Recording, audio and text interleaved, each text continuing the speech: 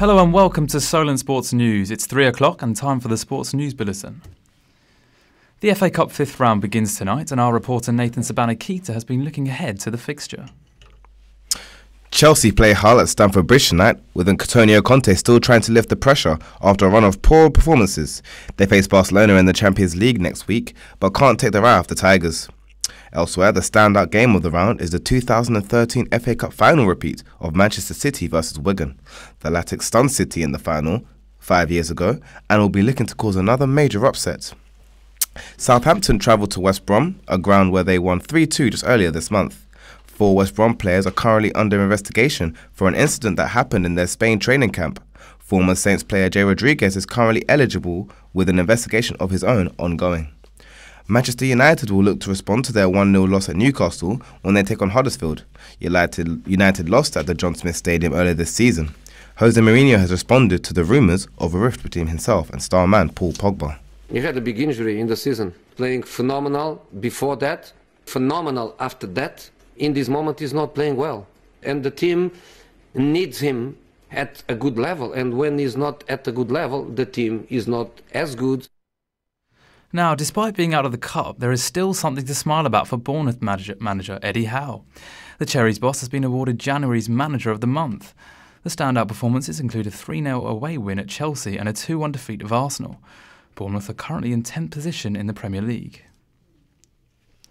We start with the announcement from the Scottish FA that Alex McLeish has been reappointed manager of his home country after Gordon Strachan was relieved of his duties. McLeish will be aiming to guide Scotland to Euro 2020 qualification after they missed out on this year's World Cup. Here he is speaking about his appointment. Michael O'Neill turned the job down. My eyes lit up and I thought, yeah, I'm back in the frame again. You know, maybe I've got a chance of getting it. And you never give up hope and belief that you can actually get a job. And at the end, when it happens, you say, well, that's fate. Sky Sports pundit and former Scotland striker Charlie Nicholas is not overjoyed at the appointment. Alex McLeish would not have been my first choice. I would have went for somebody younger and trying something different and start to build a process. But it tells you what the SFA are about. They can't make a decision. They get desperate. They panic. And then they end up only offering Alex McLeish a 2-year contract. Arsenal fullback Hector Bellerin has slammed the use of social media as a way to negatively analyse his side's performances. Popular YouTube channel Arsenal Fan TV has gained mass popularity, providing fans analysis of games straight after the matches. Their most viewed videos are the ones where the team loses, and Bellerin claims that the fans who are so negative can't claim to be real fans, although he did maintain that everyone has a right to voice their own opinion. Team GB's 7-day medal wait at the Winter Olympics is over. Dominic Parsons' best finish of 50.33 seconds was enough to secure a bronze spot in the skeleton.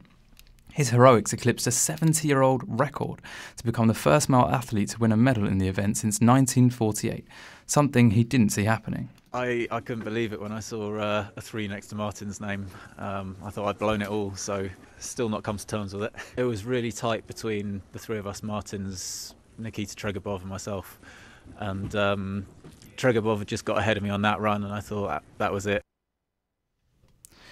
Meanwhile, Lizzie Yarnold and Laura Dees have their own skeleton campaigns. The women have just begun their second heats with Yarnold in 3rd position and Diaz in 4th. Yarnold is determined to defend her title that she won back in Sochi in 2014, which puts GB in a good position of another medal. Yarnold spoke of her determination to defend her title. I have very high expectations of myself, so I intend to defend my title, but it's sport, and I've learnt that this year. You never know what's going to happen on the competition day, but I'm committed and all I can do is my best. With the women's skeleton taking place right now, we have our Winter Olympics expert, Callum Cooper, joining us in the studio for a report on Friday's action. Callum, how are you? I'm very good, thank you. How are you? Yeah, all good, thank you. Just wondering, how are Yarnold and Diaz doing today? So they're both in a pretty promising position to win a medal. Lizzie Arnold, after being 1st yesterday, she's currently in 3rd at the halfway stage of the women's skeleton. She's 0.10 seconds off 1st with a time of 1 minute 43.9 seconds. And Diaz is 4th, 0.17 seconds off the lead. Okay, what about the other British athletes? How have we fared in the other sports? Well, Britain have just been beaten by Sweden 8-6 in the first round robin of the men's curling. They were leading 5-3 at half-time stage, but the Swedes were able to maintain a 100% start to win their fourth match. Okay, and which gold medals have we won today? Well, we won a bronze yesterday with Dominic Parsons, or should I say yesterday for the Brits watching it, but it was actually this morning. So we're currently with one medal. Okay, thanks a lot for joining us, Callum. Now, having picked up 97 titles, Roger Federer can reach a new milestone today. He has the chance to become the oldest man to top the world tennis rankings. The Swiss will do so if he defeats Robin Haas in the quarter-finals of the Rotterdam Open. Rafael Nadal is currently world number 1. Now, here at Solent, the men's football team can no longer win any silverware after losing 2-1 to Blackfield and Langley on Monday, but they are looking to build some form for the end of the season running. Earlier, we spoke to midfielder Ryan Dacres-Smith about the upcoming games. Yeah, I'm quite confident. The lads know that Monday's night performance wasn't good enough, and hopefully we can get a reaction. Training was good yesterday, so yeah, the lads are fit and raring to go for tomorrow. So if you beat Fareham, you can go above them. Does that give you any more motivation? I don't think at this particular time that gives us any motivation. I think the only motivation we have is putting Monday's performance right and putting Monday's result right. So I think us using Fareham as a team to put that against right will help us. Well, the Hamworthy game was after the Brockenhurst game in the week, so I feel like using that game on Tuesday and then going into the Hamworthy game on Saturday was good for us. However, we didn't get the result that we wanted after being in a strong position, but training's been good. We've been looking fit and sharp, so I feel like the postponements have only allowed us to get even more fitter in training. I think we've got about 16 games to go, so our target 16 wins. We just got to go game by game. Literally, that's all we can do. Hopefully we can push on and just start to build a run in there, end up in the top half of the table. Okay, if they're to bounce back from the defeat, they should follow in the example of Solent ladies team. After being trounced 23-1 by Oxford, the Sparks swept past Bournemouth 2-0. They were held 1-1 by Loughborough in the Bucks Trophy third round, with the game being called off 9 minutes into extra time due to the pitch becoming unplayably wet. Now we've got some breaking news about the West Brom story we told you about earlier. Nathan, have you got any update for us?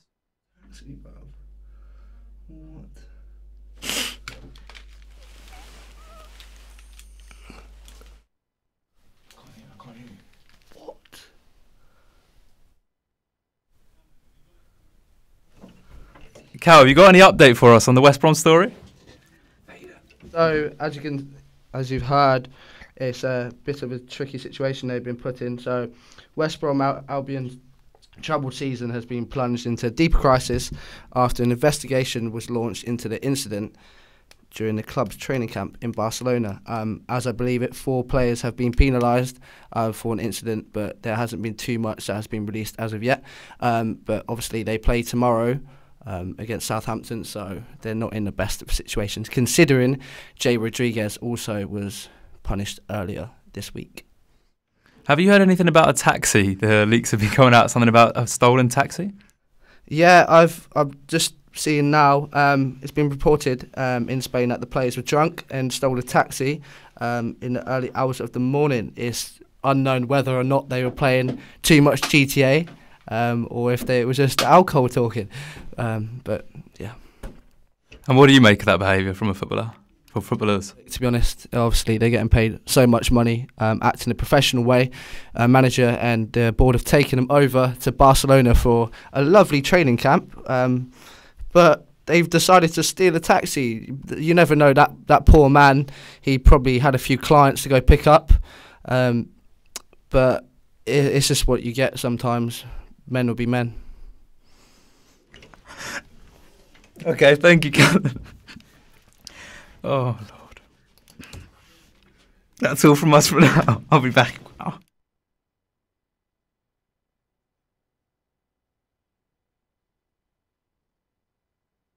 Remember, you can keep up to date on our website, solentjournalism.co.uk. That's solentjournalism.co.uk. Thanks for joining us. We hope to see you next week.